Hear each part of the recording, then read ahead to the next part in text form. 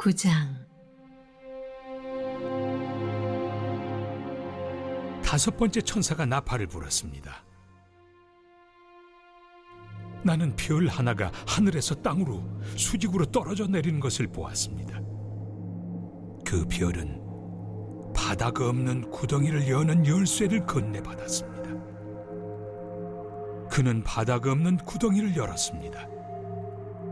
그러자 그 구덩이에서 연기가 쏟아져 나왔고, 쉴 새 없이 쏟아져 나오는 그 연기로 해와 공중이 어두워졌습니다. 그 후에 연기 속에서 정갈의 독을 품은 메뚜기들이 기어 나왔습니다. 그들에게 명령이 떨어졌습니다. 풀은 해치지 마라. 푸른 것은 무엇이든 해치지 말고 나무 하나도 해치지 마라. 다만 사람들만 해치되 이마에 하나님의 도장이 찍히지 않은 자들만 해쳐라. 그들은 괴롭히기만 할 뿐 죽이지는 말라는 명령을 받았습니다. 그들은 5달 동안 괴롭혔는데 그들이 주는 고통은 정갈에게 쏘이는 것 같은 고통이었습니다. 이런 일이 일어나면 사람들은 고통받느니 차라리 죽으려고 스스로 목숨을 끊을 방도를 찾습니다.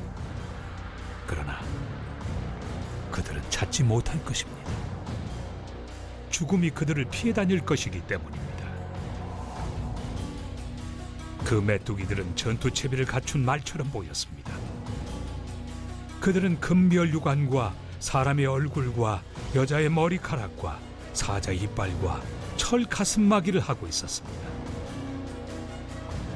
그들의 날개 소리는 말들이 끄는 전차가 싸움터로 질주하는 소리 같았습니다.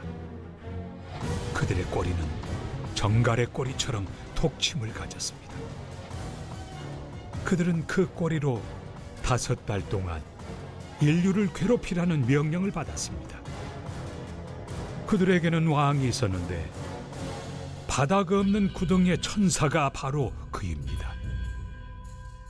그의 이름은 히브리 말로는 아바돈, 그리스 말로는 아볼루온, 곧 파괴자입니다. 첫 번째 화가 지나갔습니다. 그러나 아직도 2가지 화가 더 남았습니다. 6번째 천사가 나팔을 불었습니다. 나는 하나님 앞에 있는 금제단의 뿔들로부터 울리는 한 음성이 6번째 천사에게 말하는 소리를 들었습니다. 내 천사들, 큰 강 유프라테스에 감금되어 있는 그 천사들을 풀어 놓아 주어라. 그 네 천사가 풀려났습니다. 네 천사는 정해진 연, 월, 일 그리고 시까지 맞추어 1회 3분의 1을 죽일 준비를 하고 있던 이들입니다. 기마대 수는 2억이었습니다. 나는 환상 중에 그 수를 들었고 말들과 그 위에 탄 이들을 보았습니다. 말 탄 이들은 화염 같은 가슴막이를 했고 말들은 머리가 사자머리 같았으며 불과 연기와 유황을 내뿜고 있었습니다. 그들은 이 3가지 무기, 곧 불과 연기와 유황으로 인류의 3분의 1을 죽였습니다. 그 말들은 입과 꼬리로 사람들을 죽였습니다. 뱀 같은 그 꼬리에도 머리가 달렸는데 그것으로도 큰 해를 끼쳤습니다. 이런 무기에 죽임을 당하지 않고 살아남은 자들은 계속 전처럼 멋대로 살아갔습니다. 삶의 길을 바꾸지 않았습니다. 귀신들에게 예배하던 것을 멈추지 않았고 보거나 듣거나 움직이지 못하는 금, 은, 노쇠 덩어리, 돌, 나무 조각들을 삶의 중심으로 삼던 것을 그만두지 않았습니다. 마음의 변화를 보여주는 어떤 기미도 없었습니다. 여전히 살인, 점치는 일, 음행, 도둑질에 빠져 지냈습니다. 넷째 나팔은 암흑의 심판입니다. 5째 나팔은 땅에 사는 자들, 우상 숭배자들에 대한 황충 심판입니다. 황충은 메뚜기죠. 넷째와 5째 나팔 심판은 출애굽 재앙의 모티브를 발전시키고 있습니다. 출애굽 재앙에서 이스라엘은 보호를 받지만 애굽은 고통을 받습니다. 그러나 제한적인 재앙입니다. 바로의 마음을 강팍하게 만드는 재앙이죠. 유대 전승은 이스라엘을 대적하는 이집트인의 마음 배후에 마귀들과 악한 천사들이 있다고 믿습니다. 메뚜기는 요한계시록 8장 12절에 흑암으로부터 나오고 9장 1, 2절의 흑암과 무저갱으로부터 올라옵니다. 이들은 출애굽 재앙 전승의 영적인 적용입니다. 애굽의 우상 숭배자들은 지옥의 늪으로부터 올라온 극심한 암흑과 악마적 존재에 의해 고문을 당합니다. 나팔 재앙의 1차 목적은 땅의 거민들 대다수를 향한 실제적인 심판입니다. 2차 목적은 남은 자들에 대한 경고입니다. 온 땅의 3분의 1이라는 범위가 제한되고 있습니다. 회개할 여지도 남겨둡니다. 그러나 불신자들 중에 아무도 회개하지 않습니다. 도리어 마음이 더 강팍해집니다. 나팔 재앙의 1차 목적은 무엇보다도 불신자들의 마음이 더 강팍해지도록 심판하는 것입니다. 궁극적인 목적은 훈계를 하여 회개할 기회를 주는 것이죠. 불신자들이 우상 숭배에서 돌이키도록 경고하는 것입니다. 1, 2절입니다. 하늘에서 떨어진 별이 무저갱의 열쇠를 받아서 문을 엽니다. 그 결과 암흑이 깔리고 황충이 올라옵니다. 구약과 유대 문학을 아는 독자들은 무엇을 인용하는지 압니다. 태초 이전의 사탄, 계명성 루시퍼라고 불리죠. 사탄이 하늘에서 반란을 일으켰습니다. 하지만 결국 구덩이 맨 밑에 떨어졌습니다. 이사야 14장 12절 이하, 누가복음 10장 17절 이하 참조하세요. 선한 천사들은 별과 같이 하늘에서 떨어지지 않습니다. 그들의 기초가 천계에 놓여 있기 때문입니다. 그런 악마들은 번갯불과 같이 하늘에서 땅으로 떨어지는 별처럼 보입니다.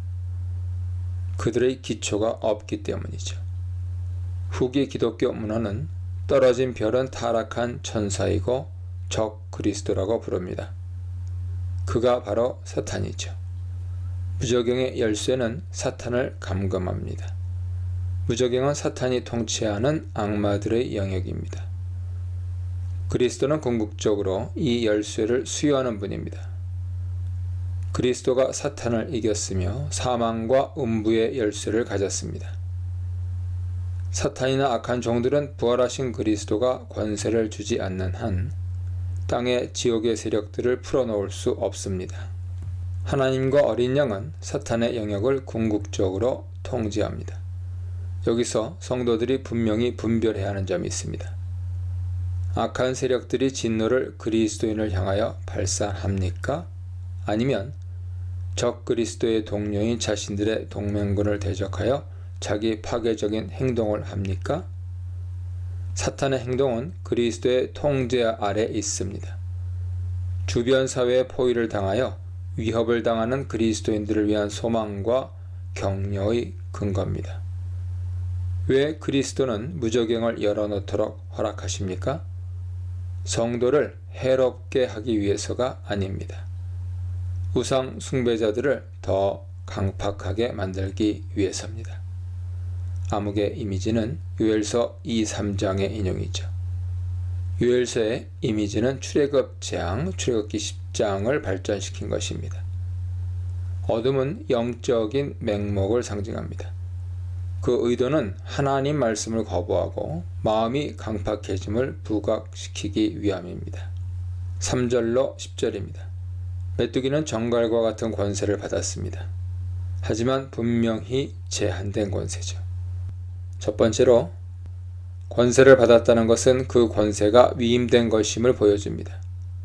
임무를 실행하라고 위임을 받은 것이죠. 두 번째로 자연은 해하지 말아야 합니다. 메뚜기가 땅의 풀이나 푸른 것이나 수목을 먹지 않는다면 무엇을 먹을까요? 이는 영적인 기근과 영적인 황무함에 대한 이미지입니다. 세 번째로 메뚜기 재앙은 사악한 자들의 굶주림과 영혼의 공허함을 드러냅니다. 하나님의 소유로 보호를 받는 성도 14만 4천도 해할 수 없습니다. 해하는 대상은 우상 숭배자들이 될 것입니다. 악의 편에 있는 자는 죽음이 위협이 됩니다. 그러나 의인은 하나님의 손에 있어서 고통이 그들을 결코 건드리지 못할 것입니다. 하나님이 그들을 증명하고 풀무 속의 정금과 같이 가치가 있음을 드러낼 것입니다. 하나님이 검증하시고 번제로 받으신 것입니다. 네 번째로, 메뚜기의 활동 기한이 제한적입니다. 오직 5달 동안만 해할 수 있습니다. 통상적으로 팔레스틴 지역에서 메뚜기가 활동하는 시기입니다. 5번째로, 죽이지는 못하고 괴롭게만 할 수 있습니다. 왜 그렇습니까? 고통을 배가하기 위함이죠. 극심한 고통 속에 있는 사람은 누구나 죽기를 바랍니다. 죽을 수 없는 것이 더 고통스럽습니다. 그렇다면 황충 재앙의 효력은 무엇입니까? 신앙을 타협하는 자들과 교회를 핍박하는 자들에게 주는 교훈이 있습니다. 우상 숭배는 헛되고 살아계신 하나님과 분리됩니다. 따라서 하나님 없는 삶에 소망이 전혀 없음을 되새겨주기 위함입니다. 출애굽 재앙도 애굽의 신들은 거짓이고 여호와는 오직 유일한 하나님임을 증명했습니다. 이 사건은 이 의미를 인식한 이집트인들에게 심리적인 동요를 일으켰습니다. 죄에 대한 불안한 인식을 유발합니다. 그러나 그들은 끝내 회개하지는 않았습니다. 다섯 나팔도 우상 숭배자들의 마음을 강팍하게 하여 결국 절망하면서도 하나님께로 돌아오지 못하게 합니다. 이런 강팍함은 사실상 악마들의 기만적인 영향력이죠. 황충의 모습은 같다라는 표현을 7번 사용하여 묘사합니다. 요한은 자신이 본 것을 정확하게 표현할 수 없었던 것입니다. 요한은 우리가 환상을 구약의 예언 전승에 등장하는 이미지들과 연결하여 이해하도록 만들고 있습니다. 동일한 과정이 반복하여 일어나는데 이는 요한계시록 전반에 걸쳐서 나타나는 요한의 기술 방법의 시줄과 날줄을 형성합니다. 황충의 모습은 요엘 1, 2장에서 이스라엘 땅을 황폐하게 만든 메뚜기 환상에 기초한 이미지입니다. 황충은 흉포하고 전율하도록 무섭고 파괴적입니다. 상당히 과장된 표현으로 시각적인 충격을 주기 위함입니다. 나팔 심판의 메뚜기는 비자연적인 동시에 초자연적인 존재입니다. 사탄의 특성을 지니고 있죠. 왜 이렇게 표현할까요? 요한은 로마 황제들이 종종 자신을 가리켜 아폴로가 성육신했다고 주장한 것을 염두에 두고 있습니다. 아폴로는 때때로 메뚜기로 표현됩니다. 또한 아폴로는 아볼로온과 같은 어원입니다. 아폴로는 악의 파괴자죠. 요한이 의도하는 바는 무엇입니까? 영적인 암흑 속에 거하는 자들은 반드시 흑암의 세력에게 징벌을 받습니다. 불경건한 자의 눈을 영구적으로 불신앙의 커튼으로 가리는 역할을 메뚜기가 합니다. 로마 황제는 악의 심판자지만 사실상 사탄의 지시를 받는 자들입니다.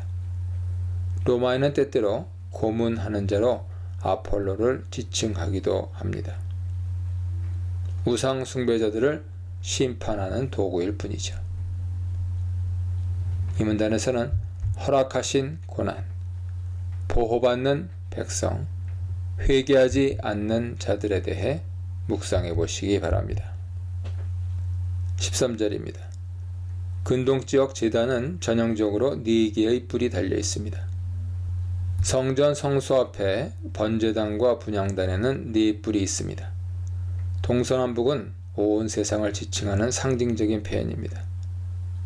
성막에서 제단의 4뿔은 각기 동서남북을 향하여 배치되었습니다. 출애굽기 27장 보세요. 온 세상의 방향을 설정하는 뜻이죠. 이에 따라 광야 이스라엘은 동서남북으로 진영을 배열하여 주둔했습니다. 근동 지역에서 성전은 전체 우주를 상징하는 소우주입니다. 여기서 금제단은 지성소 앞에 분향단이죠.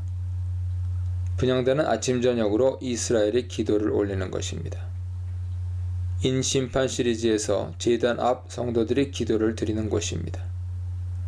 성도들의 탄원 기도에 대한 구체적인 응답입니다. 라틴역 불가타파는 하나님 앞에 있는 금제단을 하나님의 눈앞에 있는 금제단으로 의역합니다. 요한계시록 5장 6절에서 어린 양은 7눈과 함께 7뿔이 달린 모습으로 묘사됩니다. 7눈은 온 세상에 보냄을 받은 하나님의 7영이죠. 하나님의 눈은 온 세상을 감찰하여 전심으로 자기를 찾는 자에게 능력을 베푸십니다. 그리스도는 십자가에 죽으시고 부활하여 하나님 보좌 오른편에 좌정하셨습니다. 하나님의 통치가 온 우주에 이루어지도록 시동을 거셨습니다. 성도들은 로마 제국의 통치 아래서 대부분이 타협과 동화의 길로 걸어가고 있습니다. 그러나 신실한 증인의 삶을 살고 있는 자들이 있습니다. 어린 양의 군대 14만 4천을 포호하고 승리의 계가를 부르기 위해 이제 로마 제국을 향한 구체적인 심판을 지시합니다. 14, 15절입니다. 큰 강 유브라데에 결박된 네 천사는 누굴까요? 첫 번째로 네 천사는 정한 시기에 우상 숭배자들 3분의 1을 죽이기로 준비된 자들입니다. 임무 수행을 하달받았으나 정한 시간에 실행할 수 있습니다. 제한된 권한을 행사할 수 있습니다. 역사의 주권자이신 하나님 통제 아래 있습니다. 역사는 하나님의 주권적 시간표에 따라 진행됩니다. 여섯째 나팔에서 황충은 죽이지는 말고 괴롭게만 하라는 지시를 받았습니다. 이제 네 천사는 죽이는 권세를 가졌습니다. 이 천사들은 선한 천사일까요? 악한 천사일까요? 무적행에 감금된 악한 천사들 같습니다. 요한계시록의 아이러니 중 하나는 악한 자들은 악한 자들의 손으로 징계한다는 것입니다. 음녀 바벨론 로마도 짐승과 그 동맹군에 의해 멸망당합니다. 계시록 17장 보세요. 두 번째로 왜 이 천사들은 유브라데 강에 결박되어 있을까요? 구약에는 하나님이 죄악에 빠진 이스라엘을 심판하기 위해 데리고 오는 강 건너편의 군대에 대한 예언들이 무수하게 많습니다. 요한은 구약의 전승을 이스라엘이 아닌 로마에 적용합니다. 요한의 시대 유브라데 강은 로마와 파르티아 제국 사이 국경 역할을 했습니다. 로마는 파르티아 제국에게 2차례 침공을 당한 경험이 있었습니다. 로마인들의 기억 속에 생생하게 남아 있었습니다. 계시록은 그 기억을 유효적절하게 활용하고 있습니다. 유브라데는 그 어원을 풀면 좋은 것을 선포한다입니다. 복음입니다. 요한은 복음을 패러디하여 사용합니다. 로마의 억압을 받고 있는 그리스도인에게는 이것이 좋은 소식이었습니다. 16절로 19절입니다.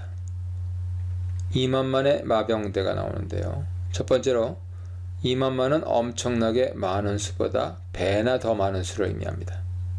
다섯째 나팔 재앙의 메뚜기 떼 같습니다. 그러나 이들은 의인들을 보호하고 악인들을 징벌하는 하나님의 무수한 군대입니다. 요셉과 아세네스라는 유대 문헌에는 벌집에서 나온 벌떼라고 표현합니다. 이들의 활동은 천사들이 부추겨서 일어나죠. 홍수 때에 와서 심판과 파멸을 가져오는 징벌의 천사들입니다. 두 번째로 마병대의 모습은 예레미야 46장을 강하게 반영합니다. 투구와 갑옷을 입고 뱀 같은 모습으로 메뚜기 떼처럼 북쪽에서 오는 군대가 유브라데 강에 서 있습니다. 요한은 파르티아 마병대의 전율스럽고 용맹스러운 전설을 이용하여 시각적 상상력을 발휘하도록 만듭니다. 불과 연기와 유황이란 소돔과 고모라의 이미지를 결합시켜서 치명적인 심판의 이미지를 자아냅니다. 다섯째 나팔의 연기는 여섯째 나팔에서는 연기에서 나오는 불로 강도를 더해가며 발전됩니다. 세 번째로, 연기와 그 결과로 인한 어둠은 속임의 징벌을 나타내는 은유입니다. 불은 치명적인 심판의 은유입니다. 입과 속임수의 결합은 사탄의 성격을 잘 드러냅니다. 사탄은 속임수로 고문을 가하고 영적인 죽음에 이르게 합니다. 어떤 속임수입니까? 어떤 죽음일까요?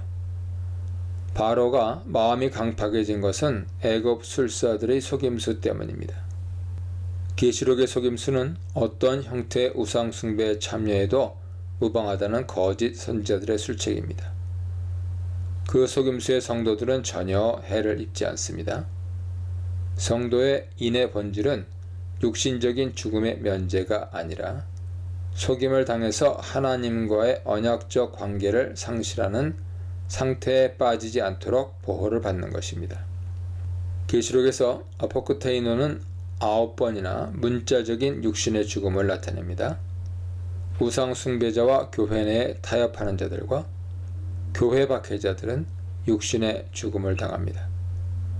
이들의 육신적 죽음은 영적 죽음을 확실히 합니다. 2만만의 기병대를 아마겟돈 전쟁에 참여하는 중국군으로 해석하기도 했죠. 세대주의 전천년주의 해석이죠. 미국 극우 세력과 이스라엘 시오니즘의 이데올로기입니다.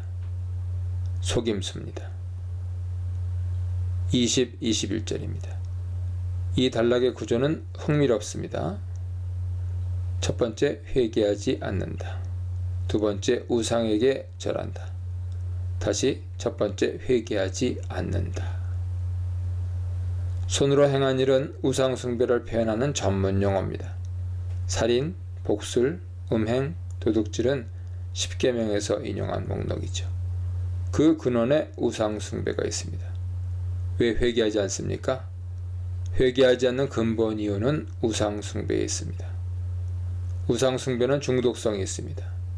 한 번 빠지면 빠져나오기 매우 어렵습니다. 우상 숭배 배후에는 악한 영의 세력이 자리잡고 있습니다. 속임수로 영적인 무지의 상태로 빠져들게 만듭니다. 우상은 듣지도 보지도 못합니다. 영적으로 무지하고 둔감하게 만듭니다. 영적 최면에 걸리죠.